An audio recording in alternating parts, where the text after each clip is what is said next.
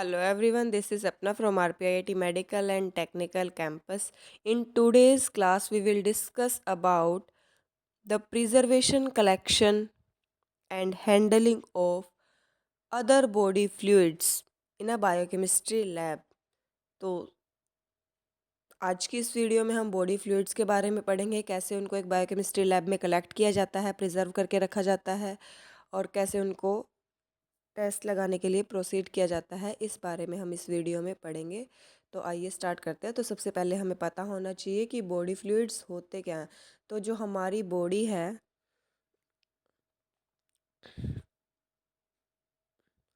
उसमें water present होता है। एडल्ट बॉडी में, एडल्ट क्या सभी बॉडीज़ में ही वाटर प्रेजेंट होता है और इस वाटर की जो एवरेज होती है वो 60% होती है। और हमारी बॉडी का जो वेट होता है ना, वो भी इस 60% ऑफ फ्लूइड के वेट पर डिपेंड करता है।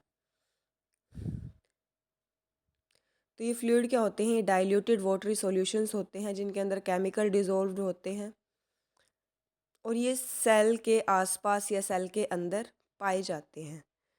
तो सबसे पहले हमारे ब्रेन में कितना फ्लूइड पाया जाता है? तो 80 से 85% तक फ्लूइड हमारे ब्रेन में पाया जाता है, जिस फ्लूइड का नाम होता है CSF। ऐसे ही हमारे टीथ के अंदर भी फ्लूइड प्रेजेंट होता है 8 to 10%। लंग्स में हमारा प्लूरल फ्लूइड होता है जो 75 to 80% तक होता है। हार्ट के अंदर भी हमारा पेरिकार्डियल फ्लूइड प्रेजेंट होता है, ये भी 75 to 80% तक होता है। लीवर में भी कुछ सिक्रीशंस, कुछ फ्लूइड्स होते हैं जिनकी जो परसेंटेज है वो 70 to 75 होती है। किडनी के अंदर भी 80 to 85% ऑफ फ्लूइड प्रेजेंट होता है। ब्लड में 50% ऑफ फ्लूइड प्रेजेंट होता है। बोन्स के अंदर 20 to 25% ऑफ फ्लूइड प्रेजेंट होता है और स्किन में भी 70 to 75% ऑफ फ्लूइड प्रेजेंट होता है। लास्ट में आती है हमारी मसल्स। हमारी मसल्स के अंदर भी 70 to 75% ऑफ फ्लूइड प्रेजेंट होता है। और ये जो फ्लूइड है हमारी बॉडी में जो न्यूट्रिएंट्स वगैरह हैं उनको भी एवरी पार्ट ऑफ बॉडी, जो छोटी से छोटी सेल है वहाँ तक पहुँचाने में मदद करता है। और ये जो फ्लूइड है ये सेमी परमिएबल मेम्ब्रेन को भी आसानी से क्रॉस कर सकता है। अब हम कुछ फ्लूइड्स के बारे में पढ़ेंगे कि कौन कौन से टाइप्स के फ्लूइड्स हैं जो मोस्ट इम्पोर्टेंटली हम क्लिनिकल डायग्नोसिस में स्टडी करते हैं। तो इसमें हम सबसे पहले CSF यानी कि सेरिब्रोस्पाइनल फ्लूइड को स्टडी करते हैं, जो कि ब्रेन की डिजीज़ को इंडिकेट करता है। देन हम सीरस फ्लूइड को स्टडी करते हैं, साइनोवियल फ्लूइड को करते हैं जो कि जॉइंट्स में प्रेजेंट होता है, सेमिनल फ्लूइड को स्टडी करते हैं और ब्लड प्लाज्मा फ्लूइड को स्टडी करेंगे। तो ये सारे के सारे फ्लूइड्स जो हैं हम स्टडी करेंगे, बट आज की इस वीडियो में हम सिर्फ CSF के बारे में ही स्टडी करेंगे। इसके अलावा जो फ्लूइड है हमारी बॉडी में जो प्रेजेंट होता है उसको 2 टाइप्स में क्लासिफाई किया गया है। एक होता है इंट्रासेल्युलर फ्लूइड, यानी ये वो फ्लूइड होता है जो 2 सेल्स के बीच में प्रेजेंट होता है। एक होता है एक्स्ट्रा सेल्युलर फ्लूइड, जो एक सेल के आउटसाइड यानी कि बाहर की तरफ जो फ्लूइड प्रेजेंट होता है उसको हम एक्स्ट्रा सेलुलर फ्लूइड बोलते हैं। उसके बाद एक टर्म आती है इंटरस्टिशियल फ्लूइड। तो ये इंटरस्टिशियल फ्लूइड क्या होता है? ये वो फ्लूइड होता है जो सेल्स के बीच में जितना भी नैरो स्पेस होता है उसको जो फिल करता है, या टिश्यूज़ के बीच में जो नैरो स्पेस होता है उसको जो फिशू करता है, उसको जो फुलफिल करता है वो इंटरस्टिशियल फ्लूइड होता है। तो सबसे पहले हम CSF के बारे में पढ़ेंगे कि CSF क्या होता है। तो CSF एक क्लियर कलरलेस फ्लूइड होता है जो कि ब्रेन और स्पाइनल कॉर्ड में पाया जाता है। इसकी कुछ प्रॉपर्टीज़ होती है कि ये हमारी बॉडी में 100 to 200 ml के अमाउंट में पाया जाता है और ये 0.3 ml पर मिनट की रेट से हमारी बॉडी में बनता रहता है ब्रेन के अंदर। तो जो इसकी स्पेसिफिक ग्रेविटी होती है वो 1.005 होती है। इसका जो pH होता है वो अल्केलाइन होता है जो कि 7.3 to 7.4 होता है। और इसकी कॉम्पोजिशंस क्या होती है? इसमें 99.13% ऑफ वाटर प्रेजेंट होता है। इसके अलावा 0.87% ऑफ सॉलिड्स प्रेजेंट होते हैं एक CSF के अंदर। तो 2 तरह के सॉलिड हमारे CSF में प्रेजेंट होते हैं, ऑर्गेनिक सब्सटेंसेस और इनऑर्गेनिक सब्सटेंसेस।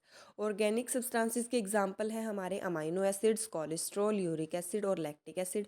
और इनऑर्गेनिक सब्सटेंसेस के जो एग्जांपल्स हैं वो है सोडियम, कैल्शियम, फॉस्फेट और बाइकार्बोनेट। तो जो अब CSF की बात आती है कि CSF का काम क्या होता है, तो CSF सबसे पहली बात तो हमारे ब्रेन और स्पाइनल कॉर्ड को इंजरी यानी कि चोट लगने से बचाता है। और ये एक कुशन का काम करता है हमारे ब्रेन के लिए। हमारे ब्रेन के इर्द गिर्द ये प्रेजेंट होता है क्रेनियल कैविटी में। और ये ब्रेन को न्यूट्रिएंट्स भी सप्लाई करता है और ब्रेन का जितना भी वेस्ट होता है उसको भी ये रिमूव कर देता है ब्रेन से। और ये कांस्टेंट प्रेशर बनाए रखने में भी हेड के अंदर हमें मदद करता है।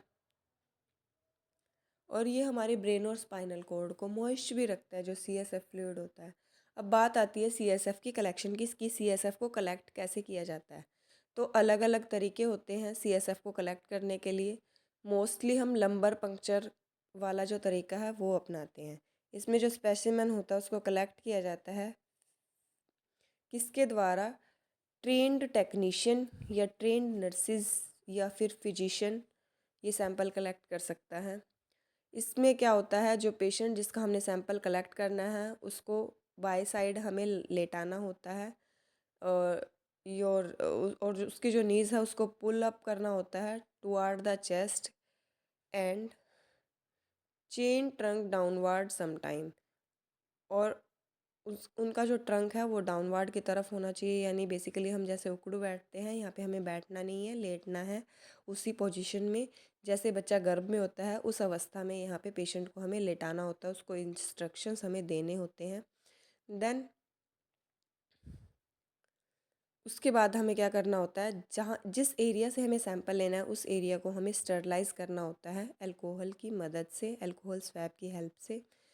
देन फिर हम लोकल एनेस्थीसिया उस पेशेंट को देते हैं लोअर स्पाइन वाले एरिया में, क्योंकि वहीं से हमने सैंपल को कलेक्ट करना है।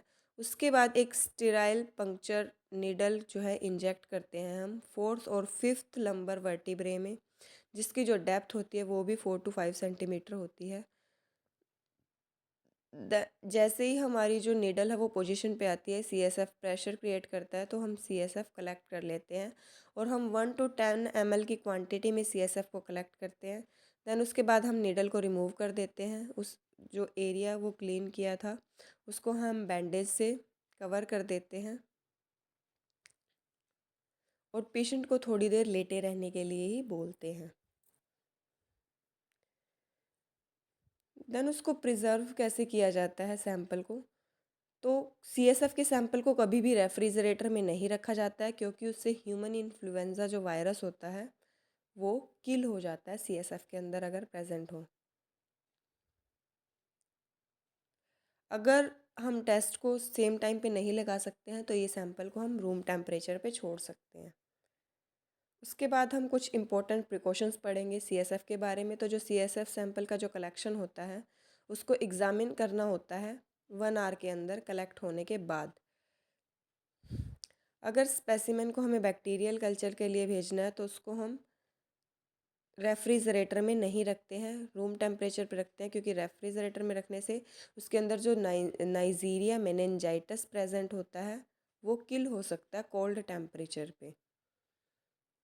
तो जो CSF की जो सेल्स है वो जल्दी से लाइज होना स्टार्ट हो जाती है, इसीलिए जितना जल्दी हो सके हम CSF को प्रोसीड कर देते हैं। और जो ये CSF का सैंपल है इसको कलेक्ट करना भी थोड़ा मुश्किल होता है और इसकी ज़रूरत होती है हमें कुछ डिजीज़ को डायग्नोस करने के लिए। तो इसीलिए ये जो सैंपल है हम बहुत ही केयरफुली और इकोनॉमिकली कलेक्ट करने के बाद भी इसको कैरी करते हैं जब हम कोई भी प्रोसीजर कर रहे होते हैं। थैंक यू, आज की वीडियो में इतना ही।